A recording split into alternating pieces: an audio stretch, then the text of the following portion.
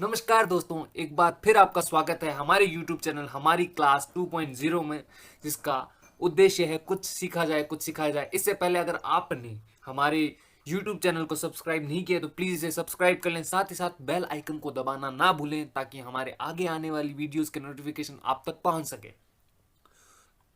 तो शुरू करते हैं एक शानदार क्योट के साथ। Work hard in silence, let success make the noise. यानी मेहनत इतनी खामोशी से करो कि आपकी सफलता शोर मचा दे। तो बहुत ही बेहतरीन लाइंस हैं यहाँ पे। और इसी के साथ मैं हर्षल भोजक फिर हाजिर हूँ करंट अफेयर वीडियो के साथ। तो बिना विलंब के आरंभ करते हैं आज की वीडियो। सबसे पहला अपडेट निकल के आ रहा है कि पबजी समेत 118 मोबाइल ऐप पर बैन हो चुका है। तो बहुत ही खुशखबरी है ये इंडिया के लिए। केंद्र सरकार ने बड़ा फैसला लिया है। पबजी समेत 118 मोबाइल ऐप पर प्रतिबंध लगाने का फैसला। इलेक्ट्रॉनिक्स और सूचना प्रौद्योगिकी मंत्रालय ने धारा 69A के तहत इन मोबाइल ऐप्स पर बैन लगाने का फैसला किया। चलते हैं नेक्स्ट अपडेट की तरफ। जर्मनी में लेबनान के राजदूत मुस्तफा अदीब को संकटग्रस्त लेबनान का नया प्रधानमंत्री नियुक्त किया है। तो मुस्तफा अदीब जो कि नए प्रधानमंत्री बने हैं लेबनान के। लेबनान की राजधानी बेरूत, लेबनान की मुद्रा है लेबनानी पाउंड। तो बहुत ही इंपॉर्टेंट अपडेट है ये।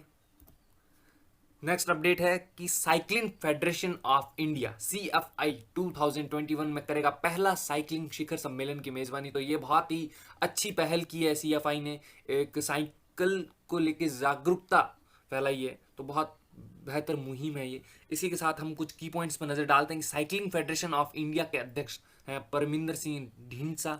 साइक्लिंग फेडरेशन CFI की स्थापना 1946 में हुई थी और इसका जो मुख्यालय है वो है नई दिल्ली। बढ़ते हैं नेक्स्ट अपडेट की तरफ।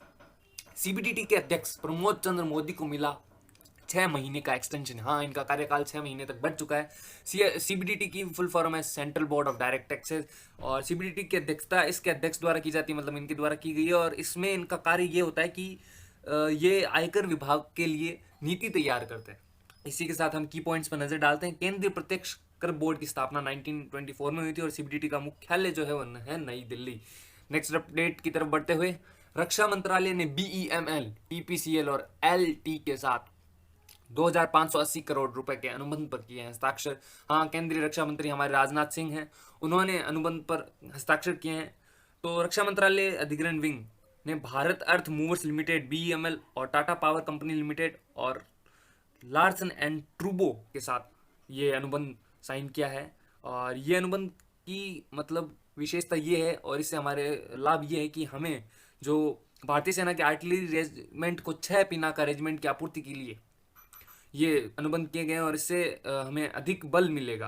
तो ये बहुत ही अच्छी योजना है राजनाथ सिंह के द्वारा। तो आगे बढ़ते हैं इसी के साथ हम। IIT बॉम्बे के छात्रों ने लॉन्च किए AI आधारित स्कैनिंग ऐप, इसका नाम है एयर स्कैनर। तो IIT बॉम्बे के छात्रों ने फ्री में यूज़ की जाने वाली एक mobile scanner application air scanner को विकसित किया। तो ये बहुत ही अच्छी पहल है। ये होती है आत्मनिर्भरता, यानी कि हम किसी भी देश के ऊपर निर्भर नहीं है। हमें खुद में इतनी शक्ति है कि हम कोई भी चीज़ चाहे किसी भी फील्ड में हो हम डेवलप कर सकते हैं। तो इसी के साथ हम की पॉइंट पे चलते हैं।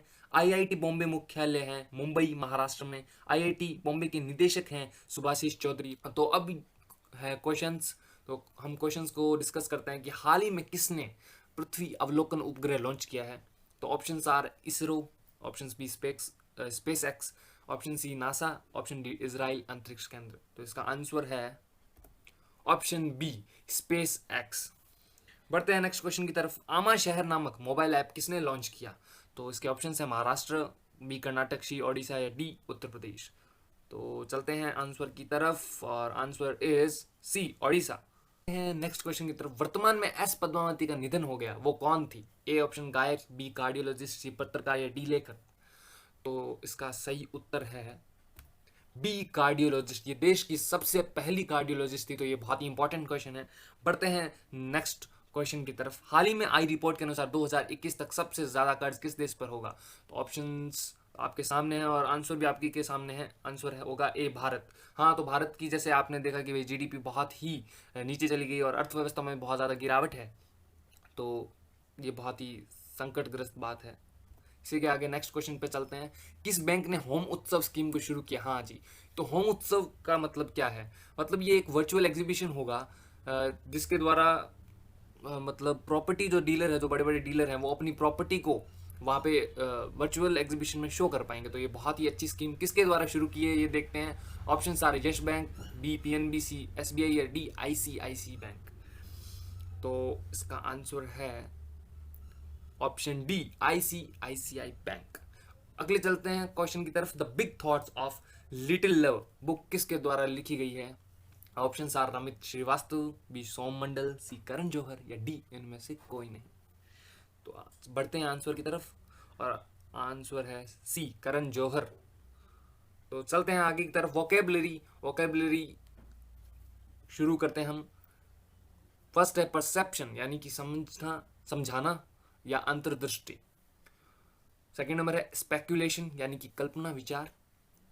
थर्ड नंबर है पैनिक यानी ठाट बाट या फिर मनोर ढंग यानी कि बहुत ही आलीशान तरह से लाइफस्टाइल होना। फोर्थ नंबर है फ्लोरिश यानी कि फलना फूलना। और फिफ्थ है होबल्ड यानी लड़खड़ाना। तो अगर आपको ये वीडियो पसंद आई है तो प्लीज़ इसे लाइक करें, कमेंट करें और सब्सक्राइब करें इस चैनल को, और ज़्यादा से ज़्यादा शेयर करें।